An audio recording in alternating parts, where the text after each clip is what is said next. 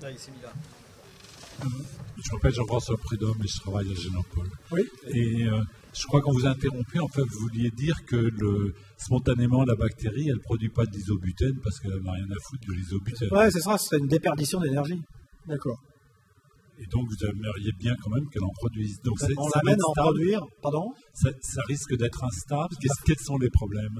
Bah ouais, c'est un vrai problème parce qu'on se dit qu'une bactérie à qui on fait produire de l'hormone de croissance ou de l'artémisinine ou des trucs comme ça, la première chose qu'elles vont faire, de par le jeu de la sélection naturelle, c'est se débarrasser du fardeau qu'on leur impose. Donc une partie du jeu, effectivement, c'est tout à fait ça. Hein. C'est qu'il va falloir justifier la production de ce truc-là de telle sorte que la cellule, quand elle le fait, enfin, elle n'a pas tellement le choix de faire autrement, donc il faut trouver d'autres raisons de faire l'isobutène ou ses précurseurs. Okay. D'autres raisons fonctionnelles qu'elle fabrique de l'isobutène. Pour la convaincre en quelque sorte. Voilà, pour qu'elle ne puisse plus ne pas le faire. D'accord.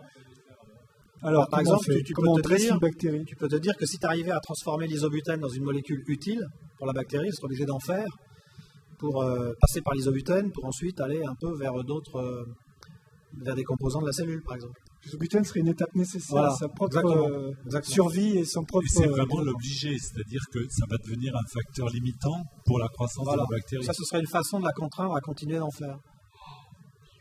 Donc vous recréez des conditions propres à la sélection naturelle. Des bactéries à qui, pour l'isobutène, c'est dur de faire, comme je dis. Mais qui vivent dans le pétrole, là, ou je sais pas quoi. Ouais, des bactéries qui consomment des hydrocarbures, c'est extrêmement fréquent. C'est plein d'énergie. Je vous fais remarquer que le fameux golfe qui était pollué forever, là, c'est déjà fini. Hein. Pseudomonas et compagnie ont complètement réglé la question. Quoi. Lequel là, dans le golfe du Mexique. Ah oui, d'accord. Oui. Toute la belle couche d'huile qu'il y avait là. Les bactéries l'ont mangé. Bah, bien sûr. À une vitesse très grande. Bon, toutes les molécules, c'est un peu plus compliqué que ça parce qu'il y a des molécules qui sont réfractaires, mais toutes celles qui sont assez qui diffusent bien, on met un oxygène dessus, puis ensuite ça rentre dans les acides gras, c'est terminé. Non, ça existe. Il y a énormément d'organismes dans la nature qui sont capables de dégrader les hydrocarbures.